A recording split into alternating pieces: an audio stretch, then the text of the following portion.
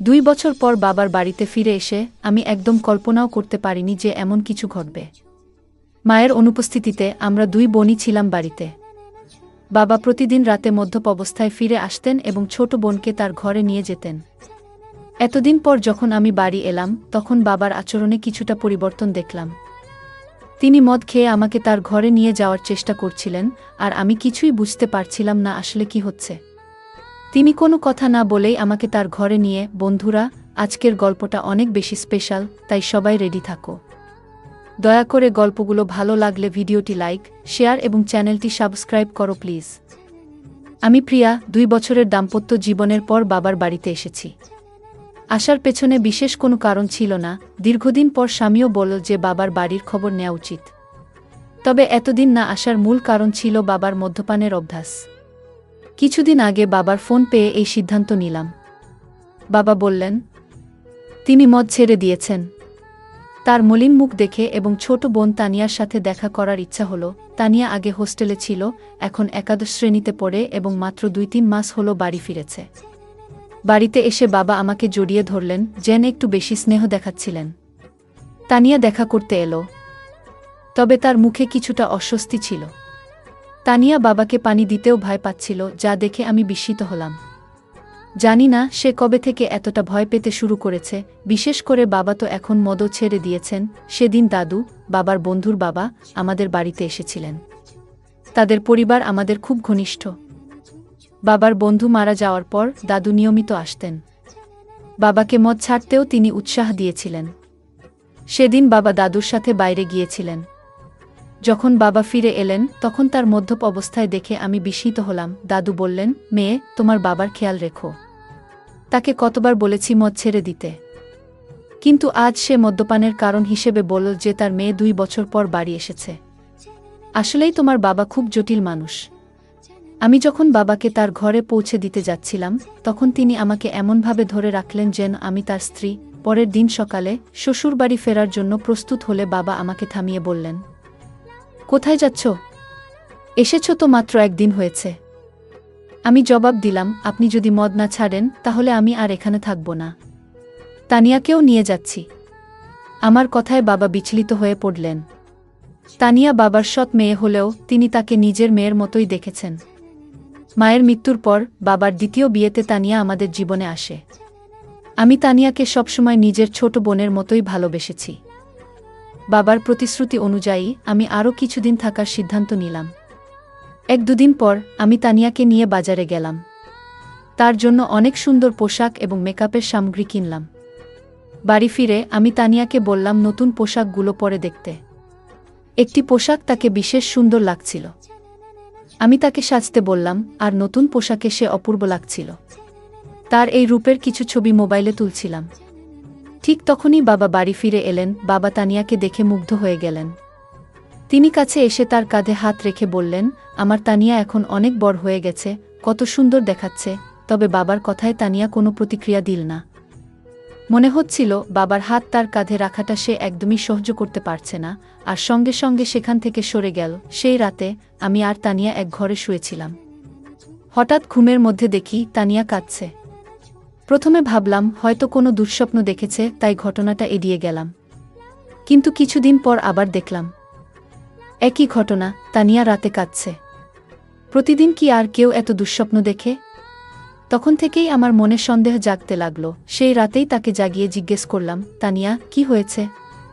তুমি কেন কাঁদছো? সে বলল, কিছু না, হয়তো কোনো খারাপ স্বপ্ন দেখেছি। তার কথা শুনে আমারও ঘুম চলে গেল। কিছুক্ষণ আমি নৈশ বাতির আলোতে বসেছিলাম। হঠাৎ আমার দৃষ্টি পড়ল তানিয়ার দিকে। সে ঘুমের মধ্যে পাশ ফিরে শুয়েছিল। আমি খেয়াল করলাম তার শরীরের কিছু অস্বাভাবিক পরিবর্তন। আমার মনে হলো বিয়ের 2 বছর পেরিয়ে গেলেও আমার শারীরিক অবস্থায় তেমন কোনো পরিবর্তন আসেনি। কিন্তু তানিয়ার ক্ষেত্রে ব্যাপারটা সম্পূর্ণ আলাদা ছিল। তার শারীরিক পরিবর্তনগুলো স্পষ্ট ছিল।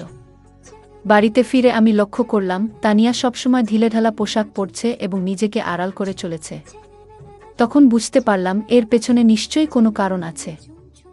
মাত্র 17 বছরের একটি মেয়ের শরীরে এত পরিবর্তন কিভাবে হলো তা ভেবে আমি অবাক হলাম। কৌতূহলী হয়ে আমি তার কলেজের কয়েকজন বন্ধুর সাথে কথা বলি এবং জানতে চেষ্টা করলাম তানিয়ার কি কোনো বিশেষ বন্ধু আছে। সবাই এক কথায় জানালো যে মোটেও সে ধরনের মেয়ে নয়। সে কখনোই দায়িত্বহীন ছিল না। তবে সমস্যা কোথায় তা আমাকে বুঝতে হবে। সেই রাতে যখন আমি ঘুমাচ্ছিলাম, হঠাৎ দেখি বাবা ঘরে এসে তানিয়াকে নিয়ে বাইরে চলে গেলেন। আমি সবকিছু চোখের আড়াল থেকে দেখছিলাম, কিন্তু কিছু বলতে পারলাম না। অনেকটা সময় পার হয়ে গেল, তানিয়া তখনও ঘরে ফিরছিল না। অবশেষে যখন সে ফিরে এলো, আমি খেয়াল করলাম তার হাঁটা স্বাভাবিক নয়। সে বেশ অস্বস্তি নিয়ে চলাফেরা করছে। পরের দিন দুপুরে যখন তানিয়া বাইরে থেকে বাড়ি ফিরল, তখন আমি সরাসরি তাকে জিজ্ঞাসা করলাম, রাতে তুমি বাবার সাথে কোথায় গিয়েছিলে? সে বলল, বাবা ক্ষুধার্ত ছিলেন, তাই তাকে খাওয়াতে গিয়েছিলাম। তানিয়ার এই ব্যাখ্যা আমার ঠিক মনে হলো না। তখন আমি সরাসরি তাকে জিজ্ঞেস করলাম, তানিয়া, তুমি বাবাকে কেমন মনে করো? তিনি কি তোমাকে কোনোভাবে বিরক্ত করেন বা তোমার বয়সের তুলনায় বাসার ভারী কোনো কাজ করতে বলেন? তানিয়া দ্রুত বলল, না না, বাবা তো আমার খুব যত্ন নেন। তারপর সে নিজের ঘরে চলে গেল। আমার বাবা এখনও বেশ তরুণ দেখতে ছিলেন। তার বয়স এখনও 50ও পেরোয়নি। আমি দেখেছি তিনি সকালে নিয়মিত ব্যায়াম করেন এবং তানিয়াকেও সঙ্গে ডেকে নেন, কিন্তু তাদের মধ্যে কি চলছে তা আমি বুঝতে পারছিলাম না। একদিন হঠাৎ আমার ননদ ফোন করলেন। তিনি তানিয়ার জন্য একটি সম্পর্কের প্রস্তাব নিয়ে কথা বললেন। আমি তাকে জানালাম যে তানিয়া মাত্র 17 বছরের মেয়ে। তখন তিনি বললেন, প্রস্তাবটি খুব ভালো, ছেলে প্রতিষ্ঠিত। নন্দের কথায় আমি ছেলের পরিবারের সাথে যোগাযোগ করলাম এবং তাদের বাড়িতে আমন্ত্রণ জানালাম। যখন তারা তানিয়াকে দেখলেন, ছেলের মা বললেন, আপনার বোনের বয়স কি সত্যিই 17? দেখুন, এই মেয়ের শরীর এবং বয়সে বড় পার্থক্য রয়েছে। এমনকি ছেলের মা স্পষ্ট জানিয়ে দিলেন, কিন্তু ছেলের মা স্পষ্টভাবে বিয়ের প্রস্তাবটি ফিরিয়ে দিলেন, কারণ তাদের মনে হয়েছে তানিয়ার শারীরিক গঠন তার বয়সের তুলনায় অনেকটাই বেশি। আসলে আমাদের তেমন তাড়া ছিল না তার বিয়ের বিষয়ে। তবে নন্দের অনুরোধে আমি তাদের বাড়িতে ডেকেছিলাম। আমি এই দেখার ব্যবস্থা এমন একসময় করেছিলাম যখন বাবা বাড়িতে ছিলেন না এবং আমি তাকে কিছু জানাইনি। কিন্তু যখন বাবা জানতে পারলেন, তিনি ভীষণ রেগে গেলেন এবং বললেন, তুমি কি পাগল হয়েছ? তানিয়া মাত্র 17 বছরের মেয়ে, আর তুমি তার জন্য এখনই প্রস্তাব আনছ? যদি এখানে থাকতে না পারো, তবে নিজের শ্বশুরবাড়িতে চলে যাও। বাবার এই প্রতিক্রিয়ায় আমি হতবাক হয়ে গেলাম, কারণ এটা তো কেবল সাধারণ একটি দেখাশোনা ছিল, বিয়ে ঠিক করিনি। বাবার তানিয়ার প্রতি অতিরিক্ত মনোযোগ আমাকে চিন্তিত করছিল। যদিও আমি সরাসরি কিছু সন্দেহ করিনি, তবে তাদের আচরণ আমাকে ক্রমশ সন্দেহজনক লাগতে শুরু করছিল। তানিয়াকে প্রায়ই বাবার পিছনে ঘুরতে দেখতাম। বাবা আমার সাথে এত রাগ করলেও আমি শ্বশুর বাড়ি যেতে চাচ্ছিলাম না। দাদাজি, যিনি আমাদের বাড়ি থেকে 2টি বাড়ি পড়ে থাকতেন, আমাদের মধ্যে এই সমস্যা লক্ষ্য করেছিলেন। তিনি বাবাকে বোঝানোর চেষ্টা করলেন, মেয়ের সাথে এমনভাবে কথা বলা উচিত নয়।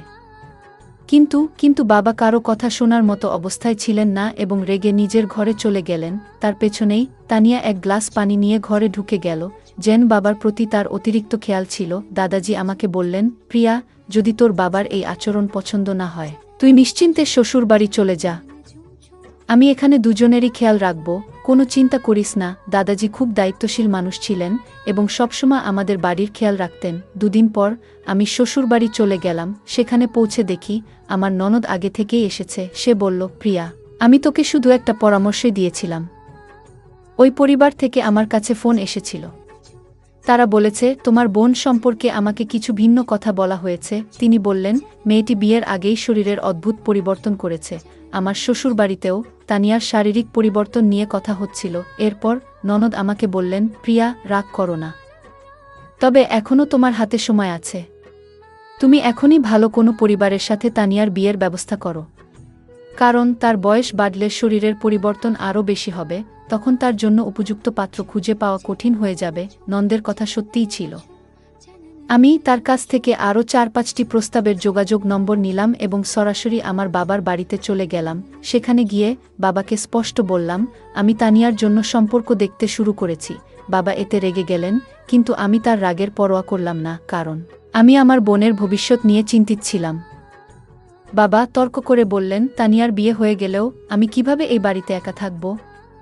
তোমার মা চলে যাওয়ার পর তানিয়া আমার জন্য মায়ের মতো হয়ে উঠেছে। বাবার কথা শুনে আমি কিছুটা বিরক্ত হয়ে বললাম, আপনার স্ত্রীর মতো বলতে চান? মানে সে খুব যত্নশীল। তিনি সঙ্গে সঙ্গে কথা ঠিক করে বললেন, মানে সে আমার খুব খেয়াল রাখে। তার বিয়ের পর আমার দেখাশোনা কে করবে? আমি বাবাকে বললাম, আপনার পেনশন তো আসে, আপনি একজন সেবিকা রাখতে পারেন যিনি 2-4 ঘন্টা আপনার যত্ন নেবেন। আসলে বাবাকে বোঝানোর প্রয়োজন ছিল না, কারণ তানিয়া সবসময় আমার কথা শুনত। আমার দেখা 4-5টি সম্পর্কের মধ্যে একটি পরিবার তানিয়াকে পছন্দ করেছিল। সেই পরিবার আমাদের শহরেই ছিল এবং ছেলেটি একটি বড় কোম্পানিতে চাকরি করত। তানিয়ার 18 বছর হতে এখনও 8 মাস বাকি ছিল, তবে আমি কাউকে কিছু না জানিয়ে সেই সম্পর্কটি ঠিক করে দিলাম এবং দ্রুত তার বিয়ে দিয়ে দিলাম। তানিয়ার বিয়ে হয়ে যাওয়ায় আমি আবার নিজের মনে শান্তি পেলাম। হ্যাঁ, কিন্তু আমি যেমনটা ভেবেছিলাম তেমন কিছুই হয়নি। বিয়ের প্রথম রাতের পরেই দ্বিতীয় দিনেই তানিয়া বাড়ি ফিরে এসেছিল। তার স্বামী রাগ করে তাকে বাড়িতে রেখে চলে গিয়েছিল, আর তানিয়াও কাঁদছিল।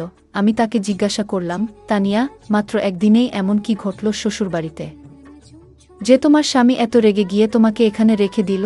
তখন সে বলল, আমি ওর সাথে থাকতে পারবো না। তানিয়া সঠিকভাবে কিছু বলতে চাইছিল না, তাই আমি তার স্বামীকে ফোন করলাম এবং জিজ্ঞেস করলাম কেন সে তানিয়াকে তার বাপের বাড়িতে রেখে দিল। তখন তার স্বামী বলল, তোমার তানিয়া প্রথম রাতেই কিছু অশোভন কথা বলেছে। যখন আমি তার কাছে গিয়েছিলাম সে বলল, আমি তোমার সাথে মানিয়ে নিতে পারবো না, আমি শুধুমাত্র আমার বাবার সাথে অভ্যস্ত। মাত্র 7 বছরের একটি মেয়ে এমন কিছু বলবে, তা শুনে আমার কাছে অদ্ভুত লেগেছে। এছাড়াও আমরা জেনেছি যে তানিয়া গত কয়েক মাস ধরে তার বাবার সাথে একা বাস করছে। কিন্তু ব্যাপারটা এখানেই শেষ নয়। সে তার আসল বাবা নন। তুমি যেটা ভালো মনে করো সেটা করো, কিন্তু আমি তাকে আমার বাড়িতে ফিরিয়ে নিতে পারবো না। তানিয়া কেন এমন পাগলামি করল কিছুই বুঝতে পারছিলাম না। নিজের মেয়েকে বিয়ের দ্বিতীয় দিনেই বাড়িতে ফিরে আসতে দেখে আশ্চর্যজনকভাবে তার বাবা একটুও চিন্তিত ছিলেন না, বরং তিনি অনেক খুশি ছিলেন। গত কয়েকদিন ধরে তিনি রাতে তানিয়াকে তার ঘরে ডাকতেন এবং বসাতেন। কিছুদিন পর আমার সামনেই তিনি তানিয়ার জন্য কিছু পোশাক কিনেছিলেন, যা তার দেহের মাপে যথেষ্ট ছোট ছিল। তখন তানিয়া সেই পোশাকগুলো পরেনি, কিন্তু রবিবার আমি যখন আমার বান্ধবীর বাড়ি গিয়েছিলাম সেখান থেকে ফিরে এসে আমি দেখলাম যে তানিয়া সেই ছোট পোশাক পরে বাড়ির মধ্যে ঘুরে বেড়াচ্ছে। আমার চোখ অবাক হয়ে গিয়েছিল, কারণ সে তার বাবার সামনে ছোট পোশাক পরে হাঁটছিল। বাবা যেভাবে তাকে দেখছিলেন সেটা দেখে আমি সাথে সাথেই তানিয়ার হাত ধরে তাকে আমার ঘরে নিয়ে গেলাম এবং বললাম, তানিয়া, এখন তুমি আর ছোট নেই, একবার নিজেকে আয়নায় দেখো। বাবার সামনে এমন ছোট পোশাক পরে ঘুরে বেড়ানো ঠিক নয়। তানিয়া আমার কথাগুলো শান্তভাবে শুনল, কিন্তু কোনো উত্তর দিল না। সেদিন রাতে আমি ঘুমাচ্ছিলাম, তখন হঠাৎ আমার মনে হলো যেন কেউ আমাকে ধাক্কা দিয়েছে। ঘুম ভেঙে দেখি পাশে তানিয়া নেই। আমি তাকিয়ে দেখলাম সে ঘর থেকে বাইরে যাচ্ছিল। আমি তার পেছনে পেছনে গেলাম এবং দেখলাম সে বাবার ঘরের সামনে দাঁড়িয়ে আছে। আমি পেছন থেকে ডাকলাম, তানিয়া, এত রাতে কোথায় যাচ্ছ? কিন্তু সে আমার কথার কোনো উত্তর দিল না, এমনকি আমার দিকে তাকালো না। আমি তার সামনে এসে দাঁড়ালাম এবং তখন বুঝলাম তানিয়া আসলে ঘুমের মধ্যে হাঁটছিল। পরের দিন সকালে আমি তাকে জিজ্ঞেস করলাম, তানিয়া, তোমার কি ঘুমের মধ্যে হাঁটার সমস্যা আছে? সে বলল, আমারও ঠিক জানা নেই, আমি রাতে ঘুমের মধ্যে হাঁটি, কিন্তু কিছুই মনে থাকে না। আমরা যখন কথা বলছিলাম তখন আমার স্বামীর ফোন এলো। তিনি কয়েকদিনের মধ্যে আমাকে নিয়ে যেতে আসবেন বলে জানালেন। তানিয়া এই কথোপকথন শুনে আমাকে যেতে দিতে একদম রাজি ছিল না। ঠিক সেই মুহূর্তে দাদু সেখানে এসে হাজির হলেন। 7 বছর বয়স হলেও দাদু এখনও বেশ শক্তিশালী ছিলেন। আমাদের কথাবার্তা অনেকেই শুনছিল। দাদু তানিয়াকে বললেন, তুমি শ্বশুরবাড়িতে থাকতে চাও না, কিন্তু তোমার বড় বোন তোমার মতো নয়, তার অনেক দায়িত্ব আছে। বাপের বাড়ি মেয়েদের জন্য অল্প সময়ের জায়গা, তাকে তার দায়িত্ব পালন করতে হবে, তাকে বাধা দিও না। দাদু তানিয়ার কাঁধে হাত রেখে কথা বলছিলেন, কিন্তু হঠাৎ তানিয়া দাদুর হাত ঝেড়ে ফেল এবং বলল, আমাকে অযথা উপদেশ দেবেন না, সে আমার বোন, তার সাথে কি কথা বলতে হবে সেটা আমি নিজেই দেখে নেব। আপনি নিজের বিশ্বাসটা দেখুন। তানিয়ার এমন অদ্ভুত আচরণ আমারও ভালো লাগেনি। কয়েকদিন পর আমার স্বামী আমাকে নিতে আমার বাপের বাড়িতে এলো। তানিয়া তার জামাইয়ের কাছে কিছুদিনের জন্য বাড়িতে থাকার জেদ ধরল। আমার স্বামী ও তানিয়ার জেদ দেখে রাজি হয়ে গেলেন। আমার স্বামী আমাকে বলল, প্রিয়া, তুমি গত কয়েকদিন ধরে বাপের বাড়িতে আছো। এই সময়ে তোমার বোনের সাথে অনেক কিছু ঘটেছে। তুমি একবারও তার সাথে এ বিষয়ে কথা বলেছ? আমি বললাম, এ নিয়ে কথা বলার কি আছে? যা হচ্ছে সবই সে নিজের ইচ্ছেতে করছে। আমার কথা শুনে স্বামী শুধু মাথা নাড়ল, কিছু বলল না। সেদিন রাতে আমরা একসাথে ঘুমাতে গেলাম, আর তানিয়া তার বাবার ঘরে ঘুমাচ্ছিল। পরের দিন আমরা সবাই ছোট্ট একটি ট্রিপে যাওয়ার পরিকল্পনা করেছিলাম। সকালে উঠে দেখলাম তানিয়া বাবার ঘর থেকে বের হয়নি। আমি বাবাকে জিজ্ঞেস করলাম, তানিয়া কোথায়? বাবা বলল, বাড়ির মধ্যে কোথাও আছে। তাকে খুঁজতে খুঁজতে আমি ছাদে গেলাম। সেখানে দেখলাম তানিয়া এক কোণে বসে কাঁদছে এবং বারবার তার পেট চেপে ধরছে। আমি বললাম, তানিয়া, তোমার কি পেট ব্যথা করছে? তুমি এখানে একা বসে আছো কেন? সে কোনো উত্তর দিতে চাচ্ছিল না। আমি আবার বললাম, তানিয়া, তুমি তো তোমার জামাইকে এখানে থাকার জন্য জেদ করেছিলে। তোমার জামাই পুরো ট্রিপের আয়োজন করেছে, আমরা বাইরে ঘুরতে যাচ্ছি, আর তুমি এখানে কাঁদছো। ঠিক করে বলো, কি হয়েছে তোমার? আমি যখন কথা বলছিলাম, হঠাৎ তানিয়া আমাকে জড়িয়ে ধরে আরও জোরে কাঁদতে শুরু করল। সে বলল, দিদি, আমি কোথাও যেতে চাই না। তুমি বাবাকে নিয়ে যাও। আজ আমি আমার স্বামীকে ভীষণ মিস করছি। তানিয়া হঠাৎ করে তার স্বামীকে কেন এত মনে পড়ছে সেটা আমি বুঝতে পারছিলাম না। আমি তানিয়ার কথা কিছুতেই বুঝতে পারছিলাম না। তাই তাকে ঘরে নিয়ে এলাম। ঘরে এসে সে নিজের ঘরে ঢুকে চুপচাপ হয়ে গেল। তখন আমি বাবাকে বললাম, তানিয়ার শরীর হয়তো ভালো নেই, কাল তাকে নিয়ে বাইরে ঘুরতে যাব।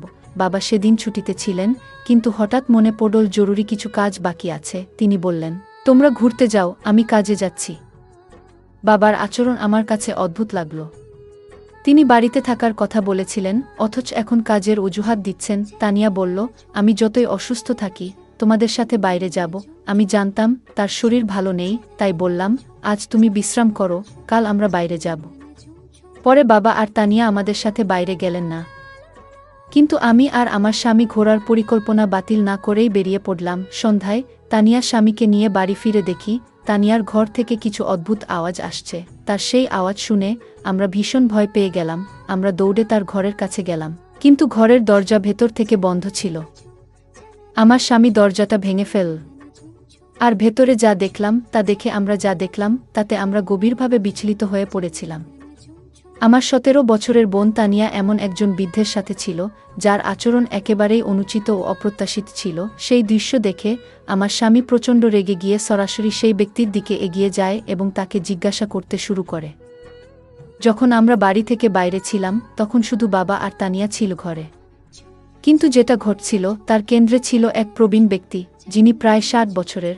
আমি বাবার ঘরে গিয়ে দেখি তিনি সম্পূর্ণভাবে অচেতন অবস্থায় পড়ে আছেন। ঠিক সেই মুহূর্তে তানিয়া আমার কাছে ছুটে এসে জড়িয়ে ধরে। আমি তাকে শান্ত করে জিজ্ঞেস করলাম, তানিয়া, আসলে কি ঘটছে? এই ব্যক্তি কি তোমার সাথে এর আগেও এমন কিছু করেছে? তানিয়া চোখ মুছতে মুছতে বলল, হ্যাঁ দিদি, দাদু অনেকবার আমার প্রতি অন্যায় আচরণ করেছে। এমনকি গতকাল রাতেও তার আচরণ খুবই খারাপ ছিল। দাদু বাবাকে কিছু টাকা ঋণ দিয়েছিলেন, কারণ বাবার বাজে অভ্যাসের জন্য আমাদের বাড়িটা প্রায় বিক্রি হওয়ার পথে ছিল। তখন দাদু আমাদের সাহায্য করেছিলেন। বাবা সেই ঋণ শোধ করতে না পারলে হয়তো আইনগত সমস্যায় পড়ে যেতেন। সে সময় আমি ভেবেছিলাম দাদু একজন ভালো মানুষ, কিন্তু পরে বুঝতে পারলাম তার আসল চেহারা অন্যরকম। দাদু প্রায়ই বাড়িতে এসে বাবার সাথে মদ খেতেন, আর বাবা ঘুমিয়ে পড়লে আমাকে অত্যাচার করতেন। গতকালও একইভাবে আমাকে হুমকি দিয়ে বললেন, কাউকে বললে বাবাকে জেলে পাঠাবো। এতদিন এসব সহ্য করেছি, কিন্তু তোমাকে বলতে পারিনি। তুমি আমাকে সবসময় ভুল বুঝেছ, কখনো পাশে দাঁড়াওনি। বাবাকেও কিছু বলতে পারিনি, কারণ তিনি বারবার মদের মধ্যে ডুবে যেতেন। বাবাও সবসময় আমার সাথে রাগ করতেন, আর আমি কিছুই করতে পারতাম না। বিয়ের পরও সেই বৃদ্ধ লোকটার কথা মনে পড়ত, যা আমাকে কষ্ট দিত। এজন্য রাতে ঘুমের মধ্যে অজান্তেই কিছু বলতাম, কখনো বাবার নামও বেরিয়ে আসত। আমার স্বামীও আমাকে বুঝতে পারেননি। বিয়ের দুদিন পরেই আমাকে বাপের বাড়ি রেখে চলে যান। তানিয়ার কথা শুনে আমার চোখে জল এলো। তার স্বামী ও দুলাভাইও কাঁদছিলেন। আমি তাকে না বুঝেই সবসময় রাগ দেখিয়েছি, বড় বোন হিসেবে আমার দায়িত্ব পালন করিনি। আমি তানিয়ার কাছে ক্ষমা চাইলাম। বাবা যখন সব জানলেন, তখন নিজেকে দোষী ভাবতে লাগলেন। মদের নেশায় তিনি আমাদের পরিবারকে বিপদে ফেলেছিলেন। আমি তানিয়াকে কিছুদিন নিজের কাছে রাখলাম। তার মানসিক অবস্থার উন্নতি হল। 1-8 বছর বয়সে তার স্বামী আবার তাকে বাড়ি নিয়ে গেল। অতীত মেনে নিলেও তানিয়ার সহ্য করা কষ্টের পূরণ আমাদের কারো পক্ষে সম্ভব ছিল না। আমরা সেই বৃদ্ধ লোকটাকে পুলিশের হাতে তুলে দিলাম এবং সে শাস্তি পেল, যা তার প্রাপ্ত ছিল। বন্ধুরা, বাচ্চাদের যত্ন ও ভালোবাসা গুরুত্বপূর্ণ। পরিবারের সবাই মিলে নিয়মিত কথা বলা ও নজর রাখা উচিত, যাতে তারা সুখী থাকে এবং কোনো চাপের মধ্যে না থাকে। গল্পটা কেমন লাগলো জানাতে ভুলবে না। আরও মজার মজার রোমান্টিক গল্প শুনতে চাইলে ভিডিওটি লাইক, শেয়ার এবং চ্যানেলটি সাবস্ক্রাইব করতে এবং বেল আইকনটি ক্লিক করতে ভুলবে না। ধন্যবাদ।